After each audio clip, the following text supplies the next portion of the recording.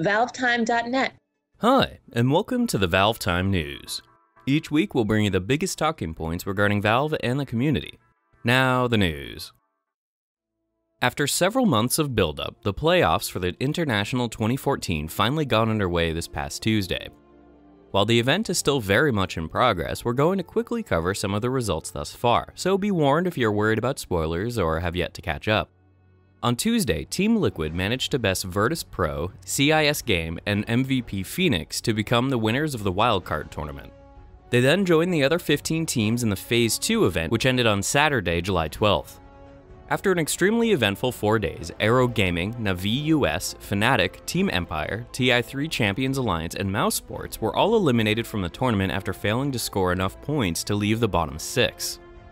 At the same time, VC Gaming and Evil Geniuses were able to snag the top 2 positions, skipping Phase 3 and moving into the upper bracket of the main event, securing both teams a minimum of over $500,000 in prize money.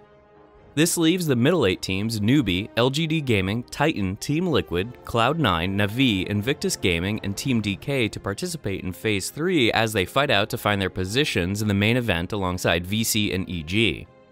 Phase 3 is getting underway on Sunday the 13th and Monday the 14th before a 3-day break prior to the start of the main event on Friday 18th, so stay tuned for even more action. With so much attention aimed at Dota 2 and the International 2014 this past week, the community was of course ready with a load of different videos. While there are obviously too many to talk about here on the show, we're just going to talk about 2 which we think are particularly worth taking a look at, and not just because one of them was made by us. Community caster and funny man PyrionFlax released numerous videos this past week to share his experiences while working as a commentator for the Newbie stream. One of his most recent videos features Pyrion playing around with much of the new merchandise set to be introduced at this year's Secret Shop, so be sure to take a look if you want to know more information about the various types of new posters, clothing, and extra goodies which are going to be made available to the public very soon. As you might have noticed, we also pitched in to help on Monday by releasing a new ValveTime Spotlight, which we used to provide a full guide for all those looking to keep up with the complicated group stages of TI4. In the 7-minute video, we cover the teams, the prize pool, the playoffs, the main event, the merchandise, and everything else you should know if you want to keep up to date with the rest of the tournament. If you're looking to watch both videos, be sure to check them out via the links provided in the video description or on screen at the end of this episode. Now, back to some official news. On Tuesday evening, Valve unveiled the Mann Beta Maps Early Access program, a new initiative which allows Team Fortress 2 players to test unfinished maps and game modes in order to provide mass feedback, which should in turn improve the development process. Any new maps included as part of the Beta Maps program can be played on official Valve servers by clicking the Play Beta Maps option on the Play Multiplayer tab within the main menu. In order to get things moving along, Valve introduced 2 new maps alongside the update. These include a payload map by the name of Cactus Canyon and an all-new space-themed robot destruction map known as Asteroid. Cactus Canyon features 2 stages and appears to focus largely on vertical gameplay, while the Asteroid map in the robot destruction game mode involves players invading the opposing team's base in order to destroy harmless robot minions while attempting to steal their reactor cores.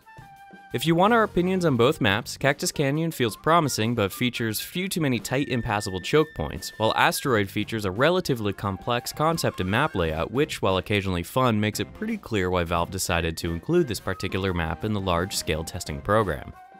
Before you go off running to play TF2's latest maps, do remember that both of these maps are far from being finished, and their gameplay experiences most likely aren't exactly balanced or polished right now. The update, released alongside the blog post announcement on Tuesday, also added 2 new music tracks from the expiration date short released last month. These include the Red Bread introductory track and the Night of the Living Bread fight scene music used during the big finale.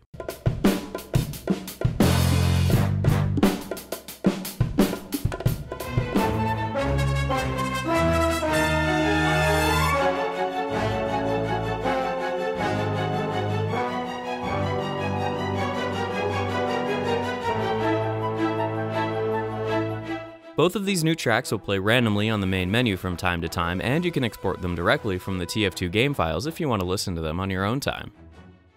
While it's been a few weeks since we had a really good Source Filmmaker video to show off here on the show, we finally found a few things we think are worth talking about. On Thursday, YouTube user Callegos Yavolitak uploaded Rocket Rumble, a 1.5-minute short originally envisioned as a 5-second animation test. The video's simple but cute premise and great animation make it one to check out, so be sure to head on over at the end of this episode. On Saturday, we were sent a message informing us that Elements, the winner of the Best Original Universe prize at the 2012 Saxxy Awards, is being developed into a fully fledged animated series. The creators of the Cyberpunk series are currently looking for around $25,000 worth of production funding via IndieGoGo. If you're looking to learn more about the projects or to support the development team, head on over to the IndieGoGo page and tell them we sent you. Returning viewers may remember Harry101 UK's recent trip to Valve we mentioned a few weeks ago, where Harry and the Little Guardian Pyro team were given an extensive tour of Valve before being allowed to play around in a mocap studio. Earlier this week, Harry finally got around to uploading the last of his photographs from the trip, an album which provides a neat behind-the-scenes look at many of Valve's facilities, technology, fan art, awards, and more. The album features over 60 photographs and is definitely worth checking out if you're interested in Valve as a company. After over 2 years since Half-Life2.net was rebranded into ValveTime.net, we felt this past week was a pretty good time to overhaul our website design and bring it up to date. After a short offline period on Wednesday, the new ValveTime website design was finally revealed. The new design has done away with a lot of the superficial and rather pointless extra content, while also making the whole website support widescreen monitors a lot better than before. A load of other changes have also been made, and we're currently looking for feedback, no matter how minor the suggestions may be. If you feel like you have something to say, check out our announcement post and leave a comment. And that wraps up another week of Valve news. Don't forget to subscribe, to follow us on Facebook and Twitter, and to get involved over on the newly redesigned ValveTime forums. If you enjoy our content, be sure to share our videos through friends and to rate our Dota 2 announcer pack positively over on the Steam Workshop. Thanks for watching, and bye for now.